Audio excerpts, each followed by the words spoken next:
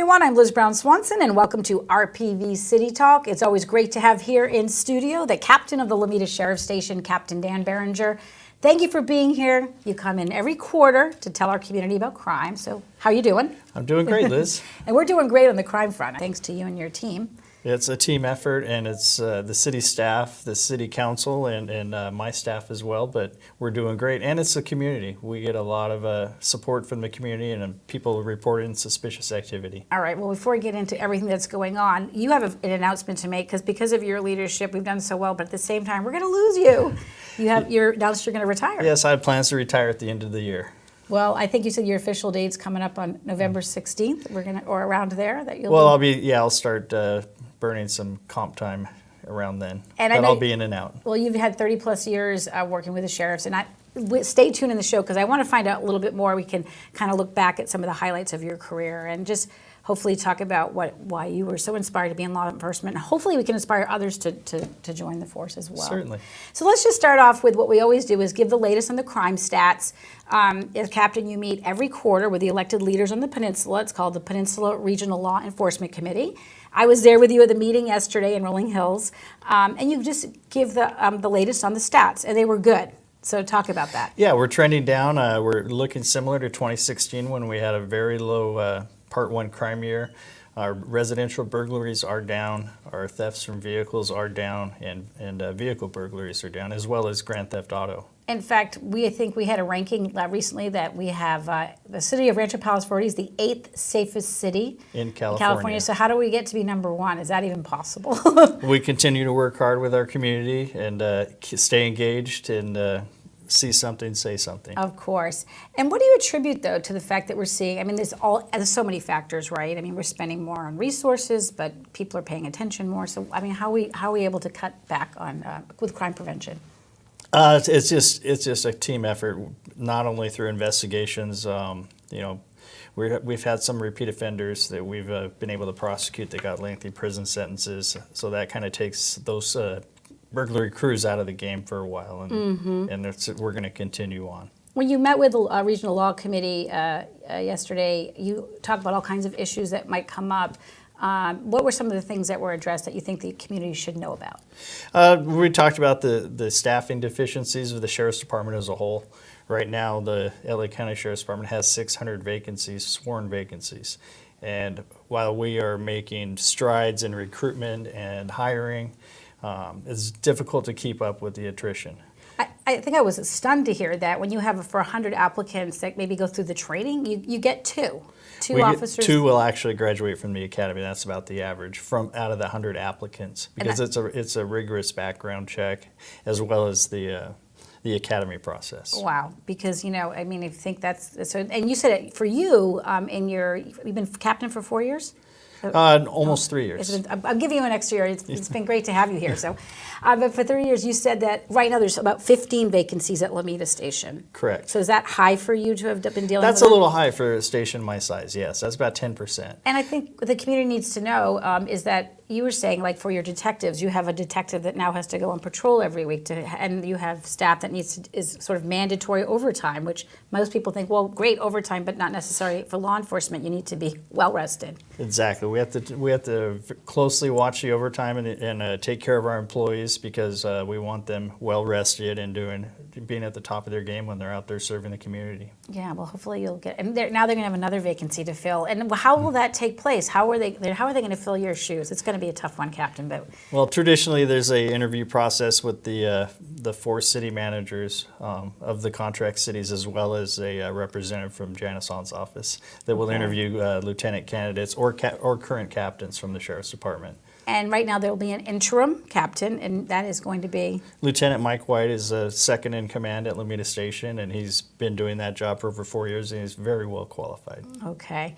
I wondered if you're seeing any trends on the peninsula with crime. Are there particular pockets, particular areas, particular styles of crimes that are taking place? Not particular area. We always see fraud-type crimes.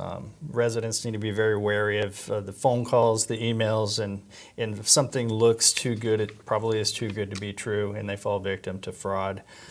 Mail theft continues to be an issue, so if any residents see someone suspicious in the neighborhood, especially checking mailboxes, to call us right away. Right. I think I mentioned that you have on your sheriff's Facebook page, which is a great resource. You can go to the Facebook page or your sheriff's station online. It was called Fraud Friday, and you again trying to reach out and communicate with residents, especially as we get into the shopping time.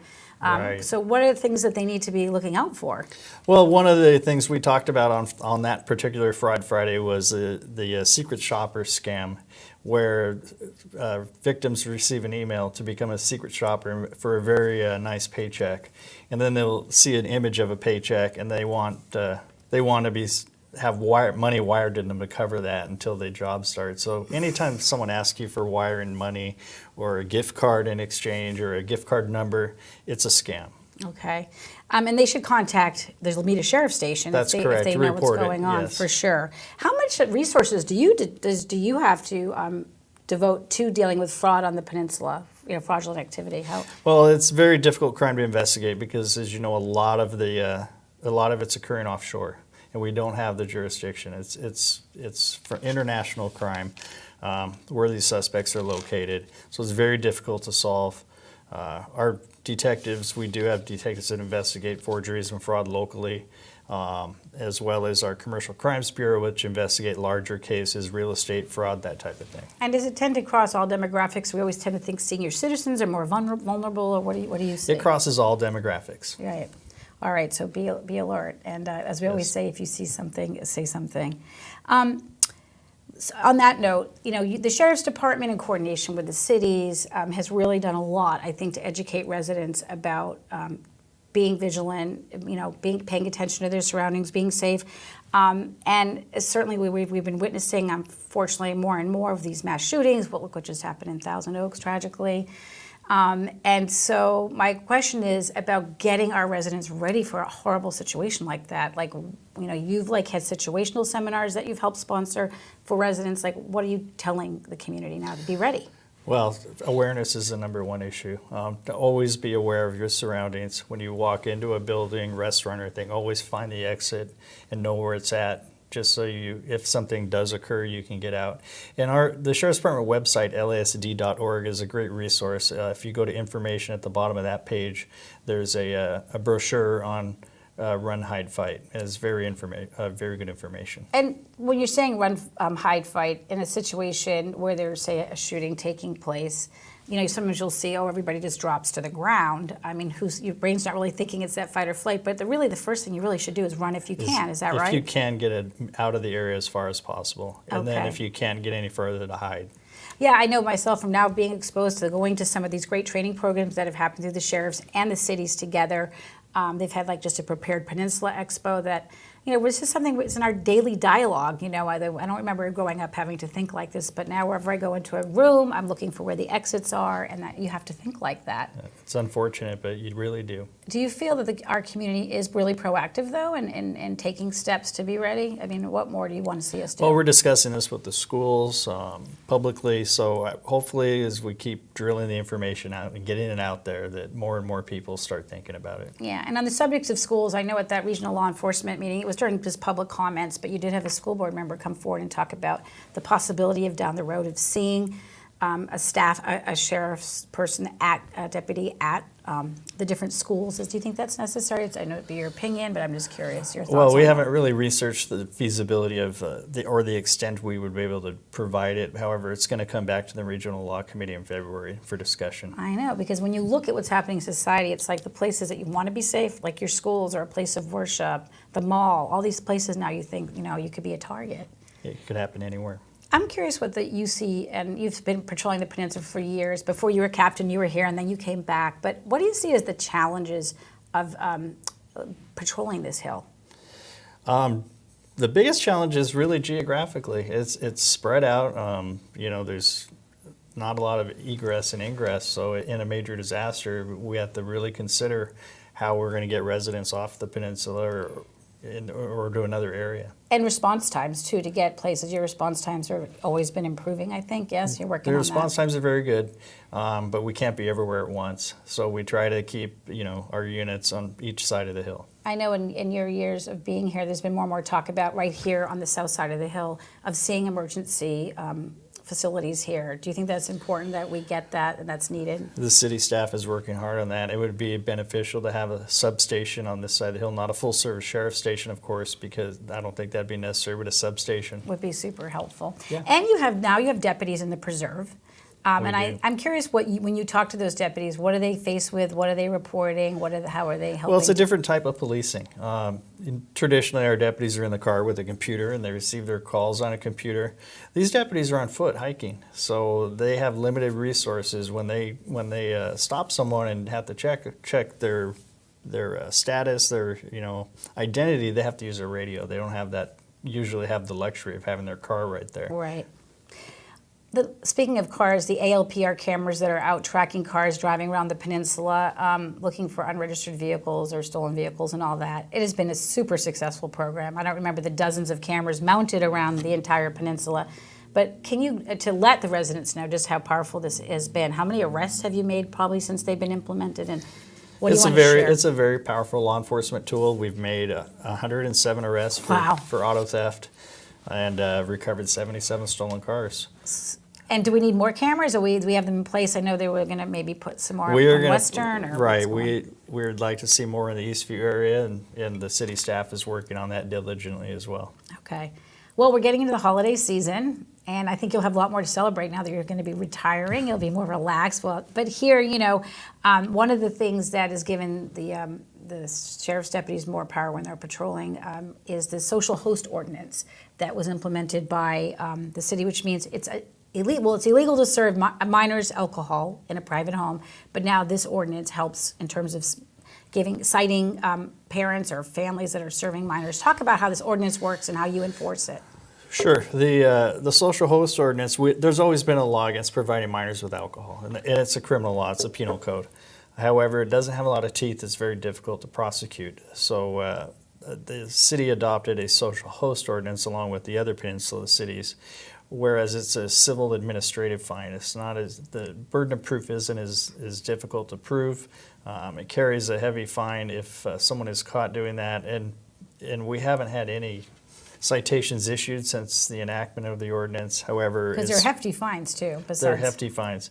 However, I think it's effective just because it brought the subject out and brought it to the PTAs. They were very instrumental in getting it passed, and got people talking about it. That's good, because and part of the benefit, obviously, I don't know if you look at other communities that have these, does it actually help to, in fact, curb underage drinking, do you think? I would hope so. Is there any link there? We see more effectiveness in the beach party cities type thing in the summertime when they have large house parties. So for those families that are at home and think it's okay to serve my minor if I want to a glass of wine, they're underage, that's not. You're breaking the law. You're breaking the law as well as the code, the municipal code. I'm just curious about your holiday list for the Lomita Sheriff Station in terms of resources, what you might need there, even though you're taking off for the next captain. No, we're doing fine. We have several programs. We have the Santa Sleigh that will be coming around the neighborhoods. Okay. Keep an eye on the RPV website for the addresses where that will be appearing. We'll also have a toy drive through the month of December where unwrapped toys can be left for the needy at Lomita Sheriff Station. We'll have a box in the lobby. And how long can they bring those to, by the way? Is it through middle, you said right through the end of December? I believe it's right up to about the 20th of December. Right. And what about in terms of just, you need another patrol car, like big ticket items that we can tell the councils about? Oh, like Christmas presents? Yes, for the Lomita Sheriff Station, we'll want 2 more patrol cars, a couple more of these cameras. No, they've been great working with us. I don't think we need a Christmas wish list. I would just remind the public to not drink and drive. There's so many other ways now to get around Uber, those types of services. Right. And it'd be nice to not have any traffic fatalities during the holiday season. Since this is probably our last show with you as captain, but hopefully we can still get you back on camera from time to time or in the community when you're not off having fun or visiting my hometown of Boston, because I know you have a daughter there. Yes. And but what do you think have been some of your, when you look back on your career, your big accomplishments, or ones that please you? Big or small? It was my biggest accomplishment is coming back to this station and being able to take command of it after training here as a young deputy in 1988. But my whole career, I don't have any regrets. It's not just a job; it's a calling, and I've always wanted to work for the Sheriff's Department since I was a small child, and it was just fulfilled a dream, and it's never a boring job. I mean, I participated in the Los Angeles riots, the Northridge earthquake response, multiple large brush fire responses, so there's always something going on in County of Los Angeles since it's so diverse and large. Now, you said since you were a small child, did you grow up with a law enforcement family? My father was on the Sheriff's Department, so I've always been around it my whole life. Do you find that when you're looking at who's, you're working with, and often that law enforcement, that cycle continues? Yes, a lot. Because it is, to serve it's a special calling. We were talking before the show where we are looking at disasters that are happening and emergencies that we as the public want to flee from, but yet you have to have the mindset that you're going into that and you're fleeing to the danger. And I don't know how, so thank you for being willing to do that. Well, it takes a special mindset, a special person sometimes to do that, but it's very rewarding as well. And because you are so understaffed with the Sheriff's Department, for young high school students watching right now, what would you say to them if they're considering this field? What does it take? It takes a very clean background, no major arrest or drug use patterns or that type of thing. It always helps to have a college degree. It's not required. A high school diploma is also required to be 20 and a half years old. But if they have that mindset, and it's a very stable job, there's always job openings. So it's secure employment. Why has Lomita been a special home for you? I know you said you started there, but you wanted to come back. I wanted to come back. I worked several other places in the county. They were great. I loved working there, but I just wanted to come finish up here where I started. It's a special place to be, and the Peninsula's, our mayor, Susan Brooks, always says, this is paradise to patrol. What are you going to miss? Besides being on City Talk? No, I'm kidding. Thank you for doing that, by the way. He's come, every quarter you come, and you've been an amazing help to us. The Peninsula is a great place. I'm going to miss it. The community is very engaged. It still has a semi-rural feel, and it's paradise, like the mayor said. Yeah, and again, at that regional meeting that we attended, you got some special awards and recognition from Janice Hahn's office, Supervisor Hahn's office, and you were really, you went with it, but thank you very much. And I don't know what are you planning to do with your retirement? Oh, just enjoy the second half of life. Spend time with family and friends, travel, boat, fish, camp. Go to Boston. Off-road. Go to Boston. Come visit me when I'm there. And just one thing, for the next captain that does fill your shoes or take your seat there at Lomita Sheriff, what would you say to that next person that gets your job? Just continue with the community engagement. The community here is our #1 resource. Okay. And as we wrap it up, we want to tell everyone, we always say, if you see something, say something. Does that work? It does. Always.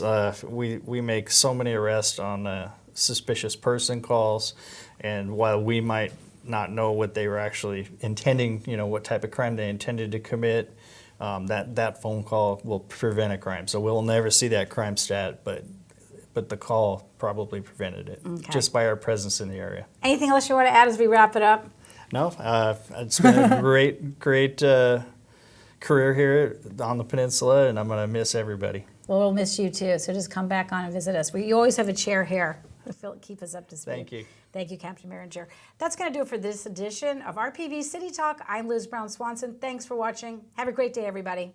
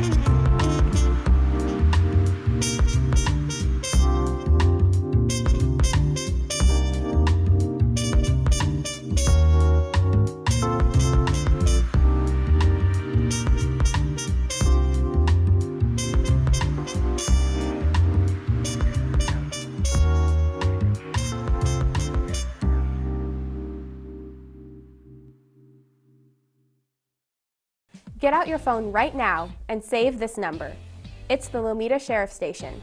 That's your local police. 310-539-1661. They want to help, and you know what? This is your chance to make sure you have their number. That's 310-539-1661. Your local sheriff's station wants to keep you safe, and they want to hear from you. They want to know if there's a strange car in front of your house. They want to know if you're worried about a solicitor that came by, knocking on your door, and you had a funny feeling about them. There's nothing wrong with having the sheriff come by and check your house, whether you're home or not. That's why they're here, to help. The Lomita Sheriff's Station wants to know when you're out of town, because they know that the burglars want to know. Help your local sheriff's station be one step ahead of the burglars. Let the police know first when you're not home, and they'll keep an eye on the place for you. It doesn't hurt, and it's free. Take out your phone right now. You're probably on it right now Googling something or reading someone's post about their kid watching a silly cat video. So take less than a minute and pop this number on your phone. 310-539-1661. It's your local sheriff's station and they don't mind swinging by. If you have a funny feeling about something, call them. They want to hear from you and they want to keep you safe. Here you go, last chance. 310-539-1661. 310-539-1661.